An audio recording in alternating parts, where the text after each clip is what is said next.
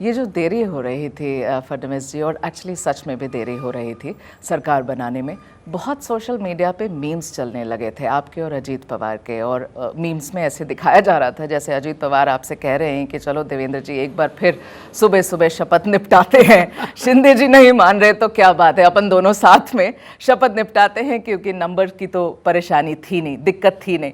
पूछना चाहती हूँ कि ऐसा कुछ प्रपोजल आया था अजीत पवार के साथ? बिकॉज देरी तो बहुत हुई थी। ऐसा कोई प्रपोजल नहीं था। हाँ, लेकिन मैं भी ये चीज़ मान्य करता हूँ कि बहुत मज़ेदार मीम्स बने और उससे बहुत ज़्यादा एंटरटेनमेंट हुआ, और हमने भी तीनों ने एक दूसरे को शेयर किए, हमने एक दूसरे को मीम्स बताए।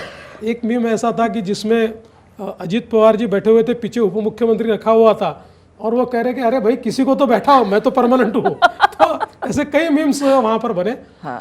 पर मैं आपको देखिए, मैं ये नहीं कहता कि कोई मीडिया को मैं गलत नहीं साबित करना चाहता हूँ, लेकिन जिस प्रकार से मीडिया में आ रहा था कि शिंदे जी नाराज़ है, शिंदे जी नहीं बनना चाहते, ऐसी परिस्थिति नहीं थी।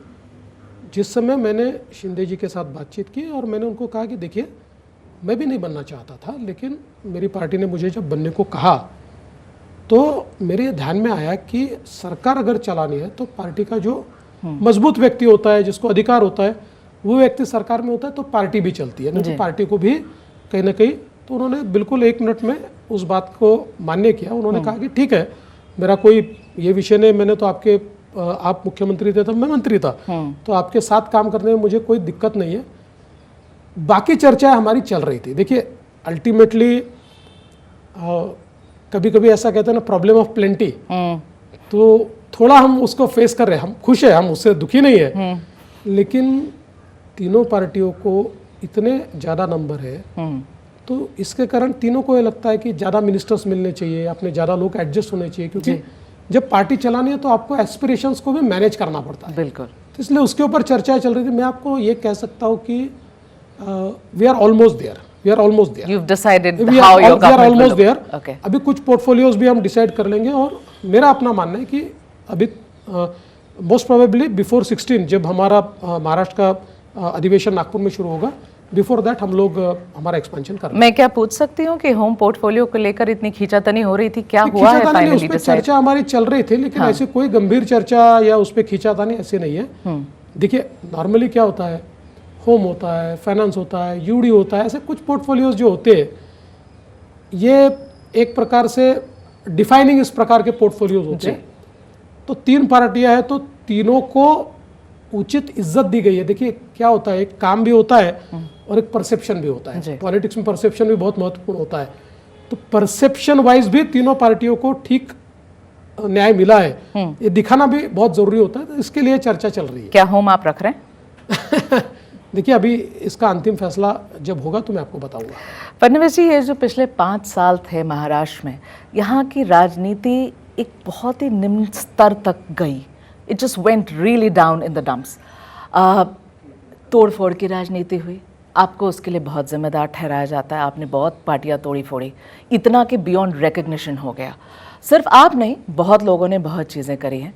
पर मैं ये सवाल आपसे पूछना चाहती हूँ फडणवीस जी, क्या इसके सुधार के लिए इस 5 साल में ऐसी बहुमत के साथ आप कोई भी कोशिश करेंगे? Because it's really not at the level. मैं ऐसा मानता हूँ कि हम लोगों को जनता ने बहुत अच्छा बहुमत दिया है। एक स्टेबल गवर्नमेंट जनता चाहती है, हम स्टेबल गवर्नमेंट देने का प्रयास करेंगे। और मैंने कल भी इस बात को कहा कि महाराष्ट्र की एक राजनीतिक संस्कृति ये बहुत पहले से रही है, जिसमें संवाद का महत्व बहुत ज़्यादा रहा है जी। अनफॉर्चुनेटली 2019 से 2024 तक ये जो डायलॉग, ये जो संवाद है, इस संवाद में कुछ रुकावटें आई है जी। हालांकि अभी भी ऐसी परिस्थिति नहीं है जैसे साउथ के राज्यों में देखने को मिलता है कि खून के प्यासे, ऐसी अभी भी राजनीति यहाँ नहीं है। लेकिन फिर भी मैं ऐसा मानता हूँ कि जितना अच्छा डायलॉग मैं 2019 तक देखता था वो शायद नहीं रहा है। मेरी प्रायोरिटी होगी कि मैं डायलॉग इस्टेब्लिश करूँ। इसलिए मैंने कहा हमारी विरोधी पार्टियों की संख्या क्या है जी। इसके आधार पर हम उनका आकलन नहीं करेंगे। हम डेमोक्रेसी में उनका महत्व समझते हुए उनके साथ व्यवहार करेंगे। तो विपक्ष जो कमज़ोर हुआ है देवेंद्र फडणवीस जी, बहुत कमज़ोर हुआ है विपक्ष। मेरे 2 सवाल हैं। क्या उनमें से कुछ आपसे टच में हैं, क्योंकि कुछ लोग आपके घर आते हुए दिखे थे, पहली बात। दूसरी कि अगर हैं और आना चाहते हैं तो क्या भारतीय जनता पार्टी उनको लेने के लिए तैयार है? देखिए, जहाँ तक विपक्ष का सवाल है, जो चुनकर आए हैं उसमें से 30-32 लोग तो मेरे मित्र हैं, यानी वो कोई अपनी पार्टी छोड़ के मेरे आएंगे ऐसी परिस्थिति मित्रता नहीं पे है। सवाल नहीं है, क्या नहीं, वो मैं वही आना कह रहा हूँ, चाहते हैं इसलिए नहीं, टच इसलिए मेरे घर पे आते हैं। देखिए, मेरा कई लोगों से व्यक्तिगत संबंध रहा है इतने सालों से। अब मुझे 25 साल विधानसभा में हो गए जी, और सभी से मित्रता है। मेरा एक स्वभाव है, जो मेरे पास आता है मैं उसका स्वागत करता हूँ। तो इसलिए अभी कोई हमारा ऐसा प्लान नहीं है कि कोई हम लोग किसी को ले वगैरह, ऐसा कोई प्लान चल नहीं रहा है।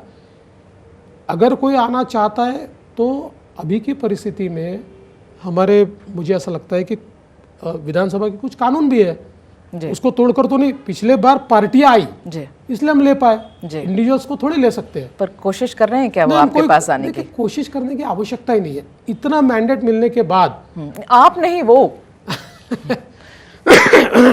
मुझे ऐसा लगता है आपने बहुत जल्दी ये सवाल पूछा है, कुछ दिनों के बाद पूछिए तो बताऊंगा।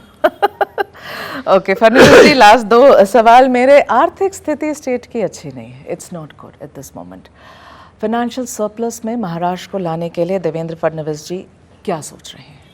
कि फाइनेंशियल सरप्लस में लाने का तो मेरा कोई विजन नहीं है। इसका मैं कारण कहता हूँ कि हम लोग जिस समय एक डेवलपिंग नेशन की इकोनॉमी को देखते हैं, तो डेवलपिंग नेशन की इकोनॉमी में पैसा सही इन्वेस्ट होना चाहिए।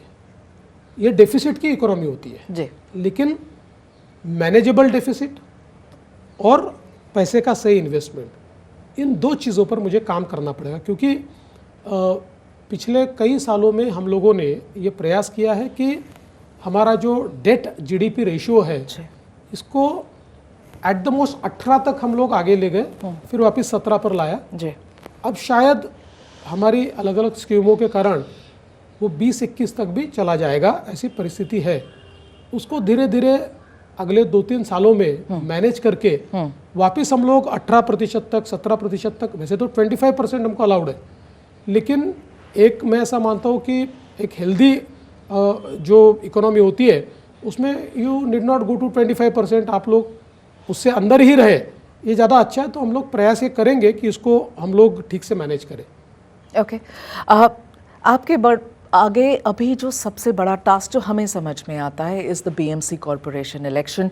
उसके अलावा आपके पास 16 कॉरपोरेशन बाय 26 जिला परिषद हैं। यहाँ दो सवाल, क्या यहाँ महायुति साथ में लड़ेगी इन सारे कॉरपोरेशंस और जिला परिषद में? और क्या आपको लगता है कि यहाँ भी एक बार फिर संघर्ष होगा देवेंद्र फडणवीस जी, क्योंकि ऐसी मैंडेट के बाद बहुत लोग कहेंगे ये डन डील है, ये तो यहाँ भी जीत जाएंगे? आज तक इतने सालों में कॉरपोरेशंस, जिला पंचायत, इनमें सारी पार्टियों का एक नियम है कि वो लोकल यूनिट्स को अधिकार देते हैं। जहाँ लोकल यूनिट को लगता है वहाँ पर अलायंस होता है। आप ये कमिट नहीं करना चाहते कि महायुति साथ में लड़ेगी? नहीं, देखिए, इसलिए कमिट नहीं कर सकते हैं क्योंकि कार्यकर्ताओं का चुनाव है और सभी पार्टियों में एस्पिरेशंस ज़्यादा होते हैं। जी, आप कार्यकर्ता को रोक नहीं सकते हैं, तो इसलिए जहाँ संभव होता है वहाँ अलायंस होता है। हमने किया पिछले समय, जहाँ नहीं हुआ वहाँ हम फ्रेंडली फाइट करते हैं। अच्छा, तो हम लोग प्रयास ये करेंगे कि नीचे के यूनिट्स को भले ही अधिकार मिले, पर अधिकार के साथ साथ हम उनको कहते हैं कि जहाँ तक हो सके आप अलायंस कीजिए। तो कई जगह हो जाता है, कुछ जगह नहीं होता है। ओके फडणवीस जी, मेरा आखिरी सवाल आपसे, अगले 5 साल के लिए महाराष्ट्र का रोड मैप क्या होगा? क्या द इंफ्रा बादशाह जो आपको कहा जाता है, will Devendra Fadnavis be back in that role?